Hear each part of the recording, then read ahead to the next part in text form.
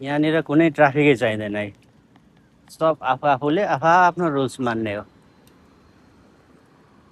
विकसित देश भनेको विकसित देश। अब म यताबाट जाँदैछु, उता गाडी रोकिन्छ, साइकललाई उनीहरूले बाटो छोडिदिन्छ। यसरी नेपालमा छोड्छ, पेलेर लाग्दिन्छ नेपालमा। साइकलको लागि छुट्टै रुट छ यहाँनिर साइडमा। हरियाली चाहिँ एकदम हरियाली हो क्या यहाँनिर।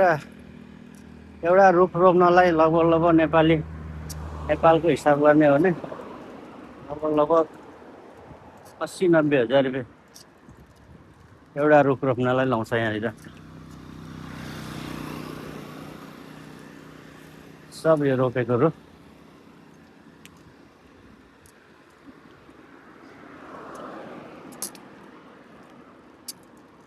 साइकलमा चाहिँ यसरी यहाँको मानिसहरू, यहाँको त होइन, यिनीहरू कताको बाहिरको होला, पाकिस्तानतिर जस्तो छ। ड्युटीबाट फर्क्यो होला सायद।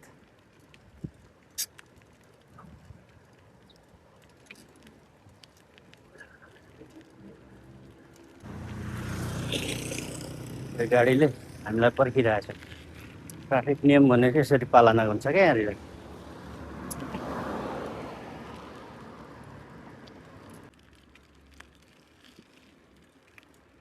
यो अगाडि हिँड्ने यसो हेर्दा त नेपाली जस्तो हुन्छ।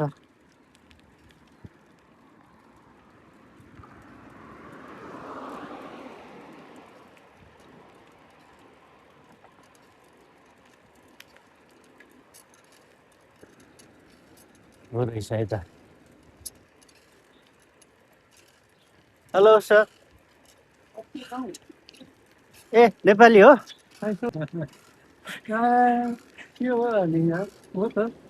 ए घर कहाँ हो तपाईँको? ए झापा कहाँनिर? हामी त नजिकै परेछौँ त। मेरो त तीमाथि हो, फिक्कल। तीमाथि फिक्कल इलाम। कति साल भयो तपाईँ आउनुभयो? 5 साल भयो। 5 साल भयो? ए घर जानु भएको छैन? घर के गर्ने? ए बुढी याद आउँदैन? कि यतै छ हौ अर्को बुढी? गाह्रो छ है? एकदम गाह्रो। सेलरी कति हुन्छ त? 5 साल भने त निकै हुन्छ होला सेलरी त, 1.5 लाख।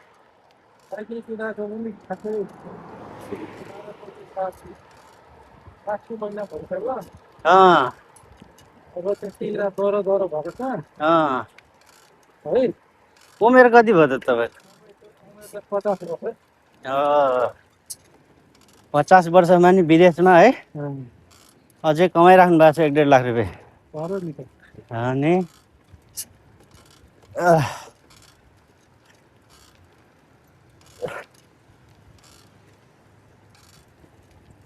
नेपाल सरकारले महिनाको 20,000 दिनु भने म यहाँ बस्दिनँ। 20,000 पनि दिँदैन होइन? 20,000 पनि दिँदैन। यहाँ अब के भन्छ हाम्रो प्रधानमन्त्री बालन शाह भन्दा आनन्दको कुर्सीमा बसेर होइन नेपालको 1 लाख रुपियाँ कमिरहेछ। किन जानु नेपाल? नेपाल न दुःख पाइएको छ, आनन्दले खान पाइएको छ, घरमा छोराछोरी परिवार सुखले राखिएको छ। अनि किन जानु नेपाल होइन? नेपालमा 10,000 को जागिर दिँदैन।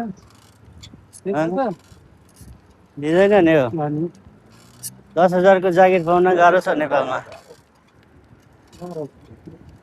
पार्टीमा लाग्यो भने चाहिँ मात्रै पाइन्छ जागिर। त्यो त चोर भइगयो। पार्टीमा लाग्यो भने चाहिँ जागिर दिन्छ। म त फल्ना पार्टीको भनिदिनु पर्छ, जागिर पाइहाल्छ है। बाटो चाहिँ देखाइदिन्छ। यहाँबाट यसो गर्ने चोर्ने बाटो, भ्रष्टाचार गर्ने बाटो सिकाइदिन्छ। भ्रष्टाचार गर्नुभन्दा बरु अर्काको देशमा गुलामी गर्ने ठिक छ। हो सही भन्नुभयो तपाईँले सही एकदम सही भन्नुभयो चोर्नुभन्दा बरु काम गरेर खाने खानु राम्रो अब त कति बाँच्यो होला 10-15 वर्ष बाँच्यो होला ए तपाईँ यस्तो तगडा मान्छे अझै 30 वर्ष केही हुँदैन तपाईँलाई साइकल त मभन्दा लामो दूरीबाट आउनुभयो होला साइकल लिएर बिहान बेलुकै यसरी साइकल लिएर हिँड्दा अनि कति हेल्दी हुन्छ त जिउ एकदम फ्रेस बस्यो छु खानाको टाइम टेबल छ सबै छ उठ्नको टाइम टेबल छ बस्नको टाइम टेबल हिँड्नको टाइम टेबल सब छ स्वास्थ्य जीवन त्यही झापाको हुनुहुँदो रहेछ आएको 5 वर्ष भइसकेछ त्यही समय राम्रो छ अरे जब जाने मैले गर्ने भात पकाउने अँ त्यो त खाने आरामले थकाइ लाग्छ सुत्ने त्यसको भात पकाउने प्याकिङ बस ठ्याक्क बोकेर जाने टाइममा ठ्याक्क 10 बजी घडी हेरेर भात खाने है आनन्द छ नि आनन्द छ नि होइन अँ।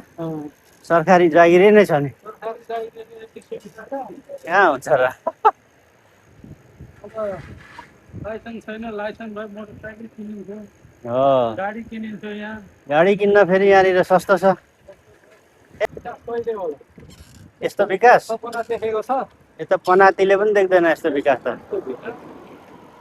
सम्म चोरेर खान ठिक छ नेता यो त भित्रको यो के रोड भन्छ यसलाई नेपालमा शाखा रोड गल्ली रोड गल्ली रोड गल्ली रोड यस्तो छ होइन यस्तो छ बिजुली बत्ती खानेपानी स्वास्थ्यको हस्पिटलहरू के को सुविधा छैन सबै छ सब छ स्कुल बजार सबैको सुविधा नेपालमा यतिको रोड बनाउनु पर्यो भने सबैभन्दा पहिला ठेकदारले घर बनाउँछ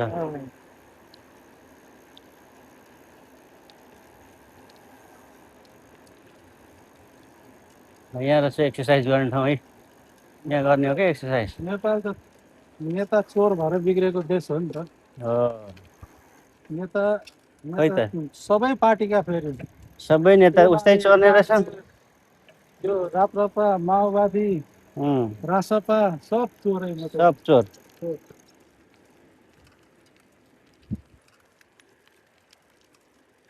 तपाईँको रुम पनि यतै हो यतै हो ल ठिक छ सँगसँगै रहेछ सँगसँगै रहेछौँ कोही कोही बेला यसो यत्रो 2-4 वर्ष पछाडि भेट भयो बल्ल नेपाली मेरो कामको काम भएपछि यहाँ सबै पल्लो घर चिन्जान हुँदैन सबै बिजी भएपछि नेपालमा त कहाँ राजनीति गर्नु भ्याइन्छ त यहाँ त यहाँ कहिले हैदैन नि कहिले भोट हाल्छ थाहा नै थाहै हुँदैन कहिले वर्ल्ड कप आउँछ कसले जित्यो यो मेसीको मलाई थाहा छैन भनिदिन्छ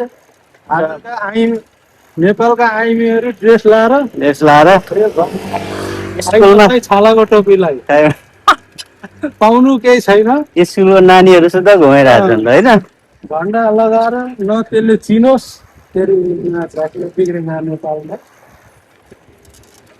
अरू अब यहाँभन्दा के भन्नु बस धेरै